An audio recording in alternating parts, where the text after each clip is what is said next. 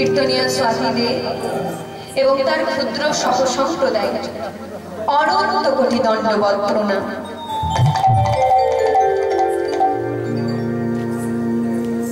জানি না এই পথের পথমর্যাদা কতখানি রক্ষা করতে পারব,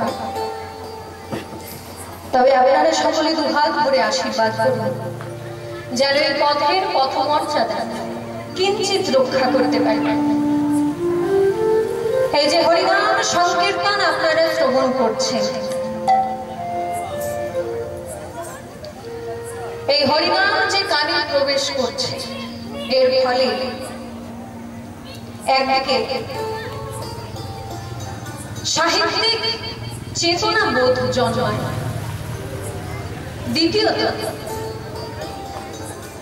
সমাজের প্রতি মূল্যবোধ আর বেড়ে যায়, তৃতীয়ত মনুষ্যত্বের বিকাশ ঘটে। এই যে মনুষ্যত্বের বিকাশ ঘটে, এইটাই কিন্তু আমাদের গুরুত্বপূর্ণ প্রধান লক্ষ্য।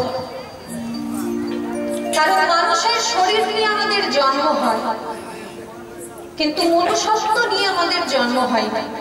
মানুষের মনুষ্যত্ব নিয়ে আমাদের জন্ম হয় না। একটা পশুর যেভাবে জন্ম হয়, মানুষেরও কিন্তু ঠিক তেমন ভাবেই জন্মগ্রহণ হয়। পশুকে কিন্তু আলাদা করে পশুত্ব অর্জন করতে হয় না। সে মাতৃগর্ভ থেকে যখন বেরিয়ে আসে, পশুত্বটা নিয়েই কিন্তু জন্মগ্রহণ করে। কিন্তু আমরা মানুষ, আমরা যখন মাতৃগর্ভ থেকে বেরিয়ে এলাম এই ধরিত্রীর বুকে, আমাদের মানুষের শরীরটাই মানুষের মতো দেখতে, শরীরটা কিন্তু মনুষ্যত্বটা নিয়ে কিন্তু আমরা জন্মগ্রহণ করলাম না। এটা পরবর্তীকালে এই দেহের সঙ্গে যোগ হয়, মনুষ্যত্বের বিকাশ ঘটে, পরে দেহের সঙ্গে এটা যোগ হয়। কিন্তু একটা পশু, সে কিন্তু পশুত্বটা নিয়েই জন্মগ্রহণ করছে। তাহলে আমরা মনুষ্যত্বটা অর্জন করব কিভাবে? এই মনুষ্যত্বটা যদি আমাদেরকে অর্জন করতে হয়, তাহলে বড় বড় মহাপুরুষদের লেখা বই পড়তে হবে, আর নইলে তাদের কথা শুনতে হবে। তা বই পড়বার সময় আমাদের সব সময় হয়ে ওঠে না। তাই হরিনাম সংকীর্তনের আসরে বসে আমরা মহাপুরুষদের জীবনী, তারা কি করেছে, তাদের কথা আমরা শুনতে পাই। এই হরিনাম সংকীর্তনের আসরে বসে আমরা তাদের কথা শুনতে পাই এবং তাদের রাধা কৃষ্ণ সম্পর্কে তাদের যে সাহিত্য, সেটা কিন্তু আমরা জানতে পাই এই হরিনাম সংকীর্তনের আসরে বসে। এইখানে মনুষ্যত্বটা আমাদের অর্জন হয়ে যায়। তাহলে আসুন আমরা সকলে প্রেমানন্দে একবার জয়ধ্বনি করি, নিতাই গৌর হরি বল হরি বল। আজকে যে লীলা আমরা আস্বাদন করব বাবা, সেই লীলাটি হচ্ছে ভক্ত মলহার। ভক্ত মলহারের জীবনী আজকে আমরা আস্বাদন করব। সর্বপ্রথমে গৌরচন্দ্রিকা আস্বাদন করব। আর আজকের যে দিনটি, আজকে এই যে শুভ হরিনাম সংকীর্তনের আয়োজন হয়েছে, আজকের দিনটি আমাদেরকে প্রথমেই মাথায় রাখতে হবে, তার জয়ধ্বনি দিতে হবে, তারপরে আমরা বিষয়বস্তু আলোচনা করব। আসুন প্রেমানন্দে একবার হরিধ্বনি করে আমরা লীলার মধ্যে প্রবেশ করি। নিতাই গৌর হরি বল হরি বল। নিতাই গৌর দুটি ভাই যারা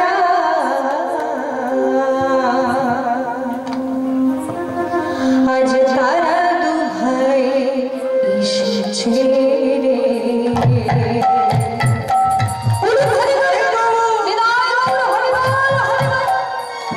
নিতাই গৌর দুটি ভাই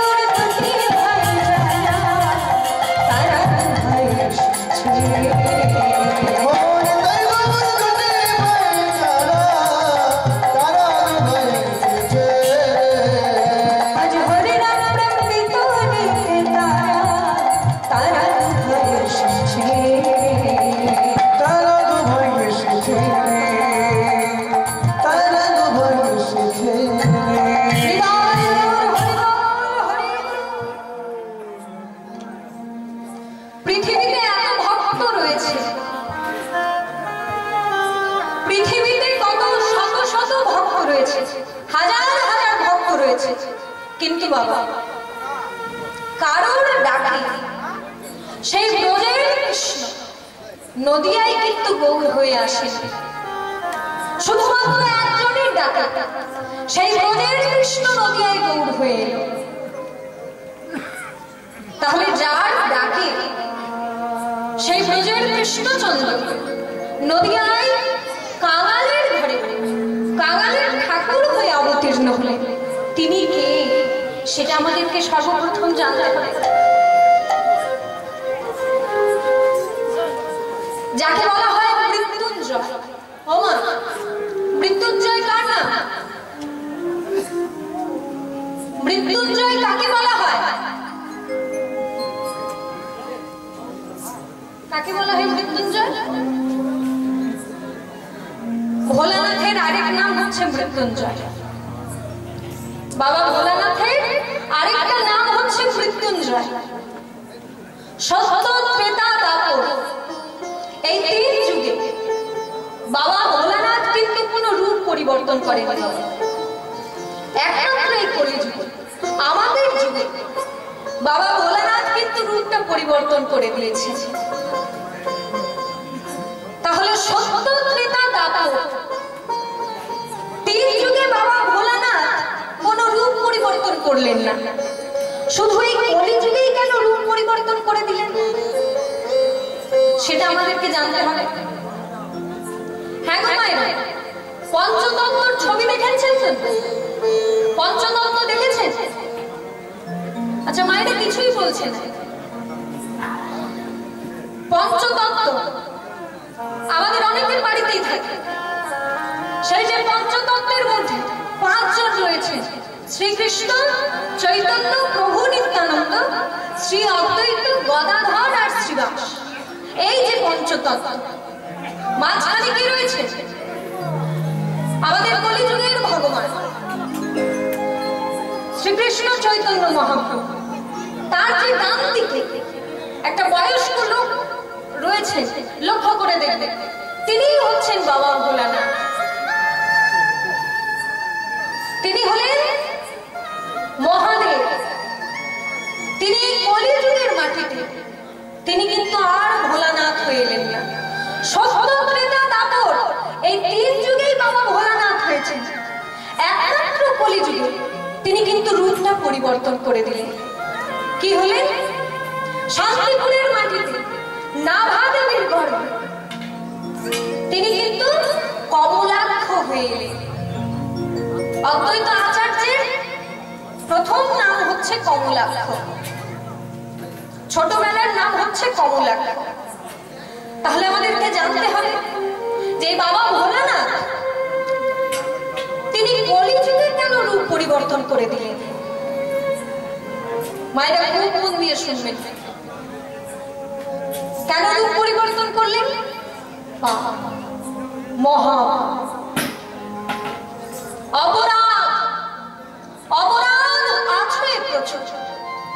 এই বাবা ভোলানাথ একটা অপরাধ করেছে। দেখবেন বাবা, আমরা কথাই বলি না, পাপ ছাড়ে না বাপকে। এই কথাটা একটু শুনতে খারাপ লাগলো, এর ফলটা কিন্তু খারাপ নয়। পাপ ছাড়ে না বাপকে। আমাদের এই যে জড় জগতের বাবা রয়েছে, যেমন আমি শাশুড়ি, আমার বাবার নাম হচ্ছে কানু, উনি কিন্তু খাতা কলমে বাবা। ডাক যখন চলে আসবে, ও বাবা আমাকে ছেড়ে দিয়ে একদম চলে যাবে, আমাকে কাঁদিয়ে ফেলে রেখে কিন্তু চলে যাবে। তাহলে এই বাবা কিন্তু এই জড় জগতের বাবা। কিন্তু প্রত্যেকটির কাছে আমাদের আসল পিতা রয়েছে। তিনি হলেন জগতের পিতা, বিশ্বের স্রষ্টা মালিক ভগবান শ্রীকৃষ্ণ। তিনি জগতের সকলের পিতা। তাহলে তাকে পাপ ছাড়বে না। গান্ধারী বলেছিল না, কৃষ্ণ আজকে যে আমি কুরুক্ষেত্রের মাঠে দাঁড়িয়ে আত্মীয় স্বজন পরিজন তাদেরকে হারাবার যে জ্বালা আমি ভোগ করলাম, আমার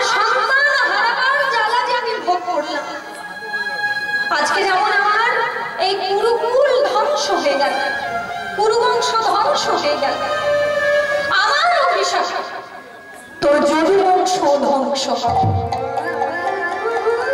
কি বাবা হয়নি? যদুবংশ ধ্বংস হয়ে যায়নি? তাহলে ভগবান শ্রীকৃষ্ণ তিনি সকলের পিতা, তাকে পাপ ছাড়লো না, আর আমরা তো কোন ছাড়?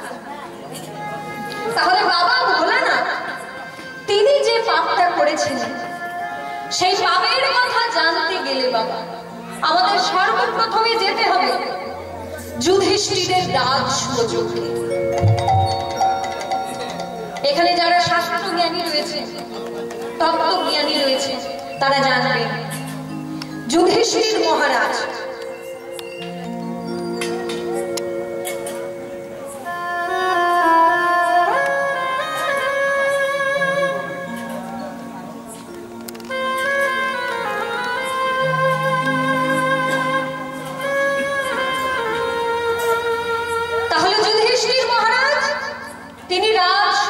করেছিলেন।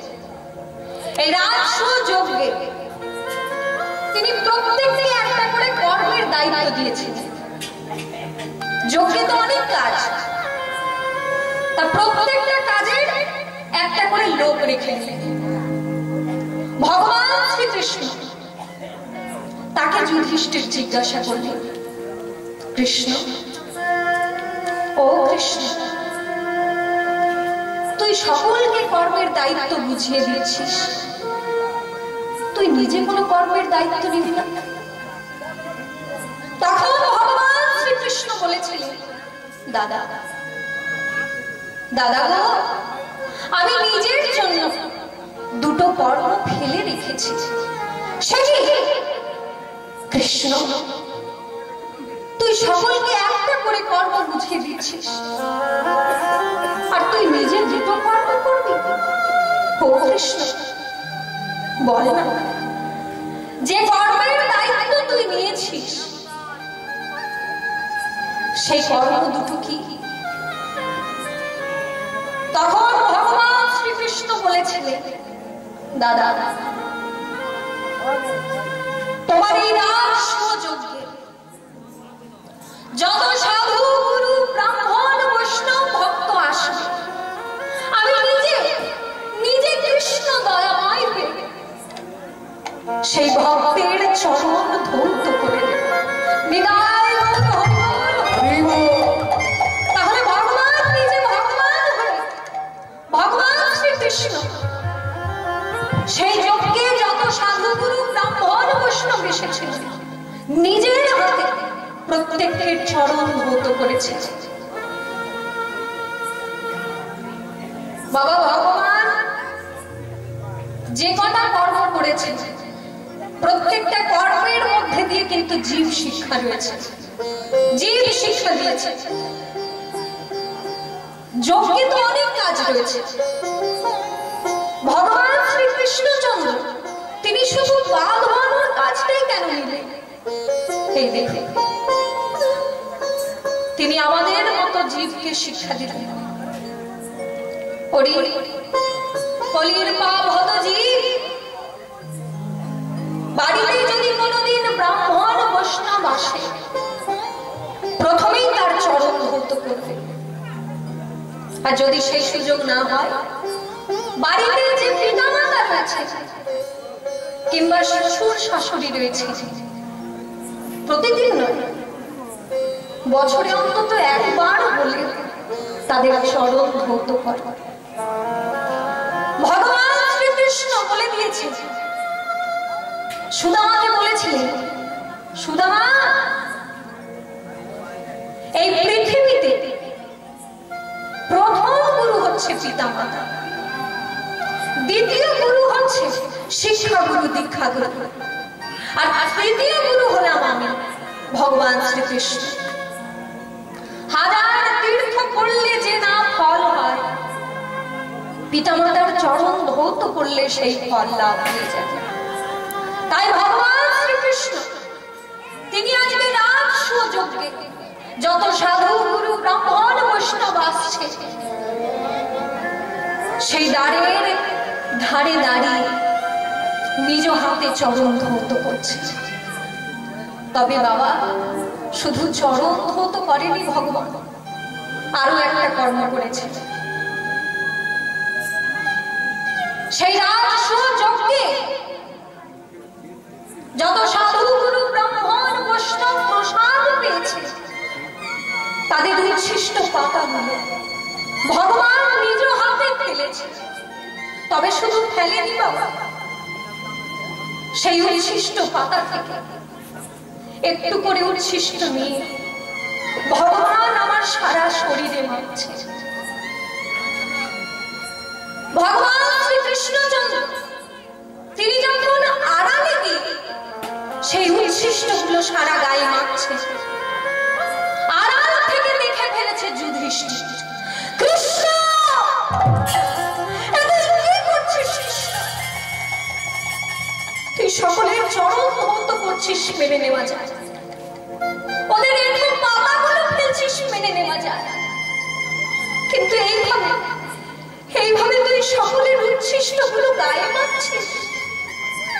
ও কৃষ্ণ, কেন এমন করছিস? তুই কেন এমন করছিস?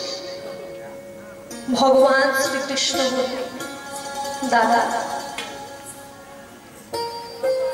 এই হচ্ছে আমার কর্মফল। কি বললি? কর্মফল? তার মানে তুই বলতে চাইছিস তুই পাপ করেছিস? ভগবান শ্রীকৃষ্ণচন্দ্র বলে উঠলেন, দাদা, এই পৃথিবীর মানুষ তো শুধু পাপ করে, কিন্তু আমি যে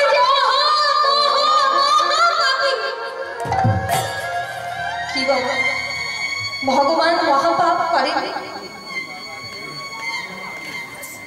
একজন মুনিপুত্রকে হত্যা করেছিলেন ভগবান। সেই মুনির কি নাম ছিল জানেন? সেই ঋষির নাম হল বিশ্বশ্রবা। তার পুত্র রাবণ। রাবণকে হত্যা করেছিল কে? রাবণকে হত্যা কে করেছে? রামচন্দ্র হত্যা করেছিলেন রাবণকে। তাহলে রাবণকে হত্যা করে রামচন্দ্রের যে অপরাধ হয়েছিল, সেই অপরাধ খণ্ডন হচ্ছে কখন? এই যুধিষ্ঠিরের রাজসূয়যজ্ঞে। পাপ করেছে ত্রেতা যুগে, সেই অপরাধ খণ্ডন হচ্ছে দ্বাপরে, যুধিষ্ঠিরের রাজসূয়যজ্ঞে। তাহলে ভগবান দরজার ধারে দাঁড়িয়ে যত সাধু গুরু ব্রাহ্মণ আসছে, সকলের চরণ ধৌত করছে আর যজ্ঞের মধ্যে প্রবেশ করাচ্ছে। এইবার লাইন দিয়ে সকলে পরপর দাঁড়িয়ে আছে। ব্রহ্মা, বিষ্ণু, নারদ, এদিকে শিব, পার্বতী, সকলে কিন্তু লাইন দিয়ে পরপর দাঁড়িয়ে আছে। আর ভগবান শ্রীকৃষ্ণ সকলের চরণ ধৌত করায় আর যজ্ঞের মধ্যে প্রবেশ করায়। পার্বতী ভোলানাথকে বললেন, স্বামী, ও স্বামী, চেয়ে দেখো, ভগবান শ্রীকৃষ্ণ তিনি সকলের চরণ ধৌত করাচ্ছেন। চলো আমাদের চরণগুলো ধৌত করে নিই। এই কথা শুনে বাবা ভোলানাথ বলে উঠলেন, পার্বতী, তোমার কি মাথার গন্ডগোল হয়ে গেছে? তোমার কি মাথা খারাপ হয়ে গেছে? যিনি জগতের মালিক, স্বয়ং ভগবান, তিনি সকলের চরণ ধৌত করাচ্ছেন, আর আমার মতো মহাপাপের চরণ দুটো এগিয়ে দেবে? শোনো পার্বতী, তোমার যদি পা ধোয়াবার এতই শখ, তুমি যাও, তুমি লাইনে দাঁড়িয়ে থাকো। আমার মতো মহাপাপের চরণ ধৌত করাতে পারবে না কৃষ্ণ। এই বলে বাবা ভোলানাথ এবার কি করছে দেখে, লাইন থেকে বেলাইন হয়ে গেল। এতক্ষণ লাইনে দাঁড়িয়েছি, এবার বেলাইন হয়ে গেছে। আড়ালের মধ্যে দিয়ে সে লক্ষ্য করছে যে ভগবান সকলের চরণ ধৌত করাচ্ছে। কেমন করে? মাথাটা নত করে, মাথাটা হেড করে চরণ ধৌত করাচ্ছে। আর পায়ের মাঝখানে একটু ফাঁকা মতো রয়েছে। এবার ভোলানাথ ভাবার ভোলানাথ দেখছে যে ভগবান তো মাথা নিচু করে আছে, তাহলে দেখতে পাচ্ছে না। এই জায়গাটায় ভোলানাথের একটু বোঝার ভুল হয়েছে। এইবার ভোলানাথ একটা কুকুর রূপ ধারণ করে, কুকুর রূপ ধারণ করেছে আড়ালে গিয়ে। এইবার যেইখানে ভগবান বসে বসে সকলের চরণ ধৌত করাচ্ছে, সেইখানে কুকুর রূপ ধারণ করে ভোলানাথ যেই না পায়ের মাঝখানে মাথাটা ঢুকিয়েছে, ভগবান চালাকি করে পাগুলো চেপে ফেলেছে। এইবার দেখ, এদিকে কুকুর রূপে ভোলানাথ তিনি কি করছে? চিৎকার করছে, ঘ্যাঁ ঘ্যাঁ ঘ্যাঁ করে চিৎকার করছে, কৃষ্ণময় ছেড়ে দে, কৃষ্ণময় ছেড়ে দে, কৃষ্ণময় ছেড়ে দে। ভগবান বলছে ছেড়ে দেবার জন্য ধরি না, ধরি না। তোমার মতো বৈষ্ণবের যদি দুটো চরণ ধোয়াতা আমার মনে হয় কম হতো। ভোলানাথ কি বলছে? ভোলানাথকে ভগবান কৃষ্ণ কি বলছে? তোমার মতো বৈষ্ণবের যদি দুটো চরণ ধোয়াতা তাহলে বোধ হয় কম হতো। আচ্ছা, ভোলানাথের কটা চরণ? ভোলানাথের কটা পা? আপনারা কেউ কিছু বলছেনই না। ভোলানাথকে দর্শন করেনি? কটা পা মহাদেবের? আচ্ছা মায়ের, আপনারা এগিয়ে চলে আসেন, এত দূরে চলে গেছেন আপনারা, আমি তো দেখতেই পাচ্ছি না।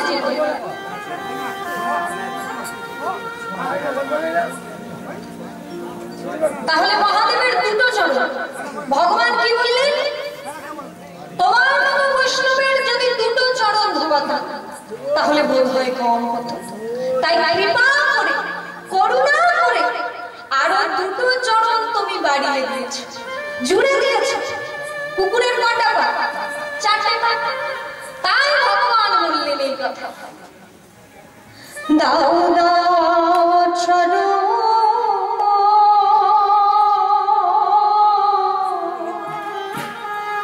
চরণ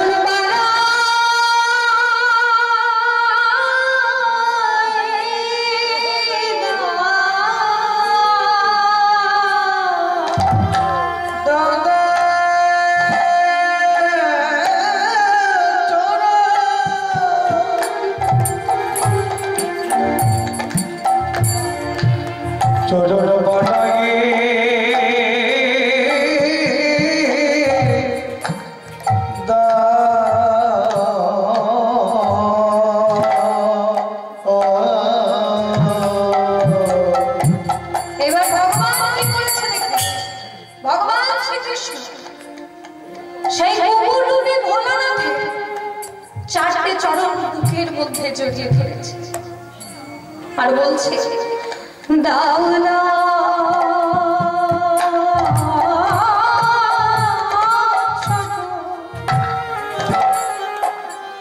চরণ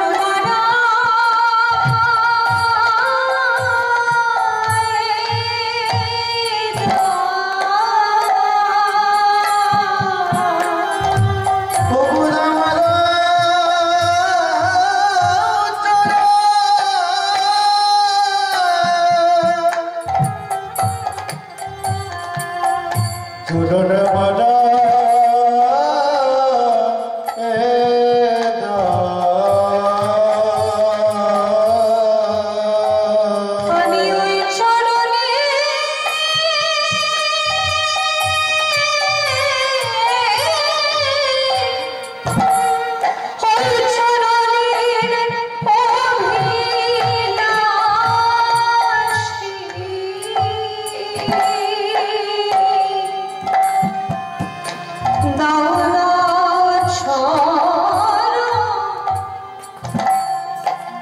চরণ মারা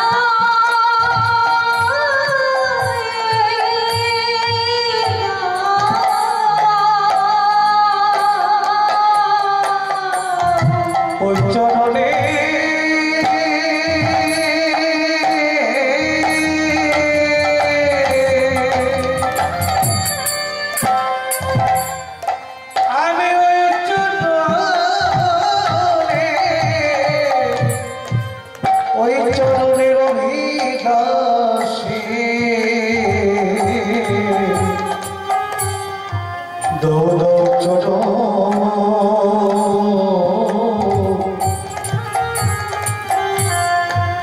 বড়াকে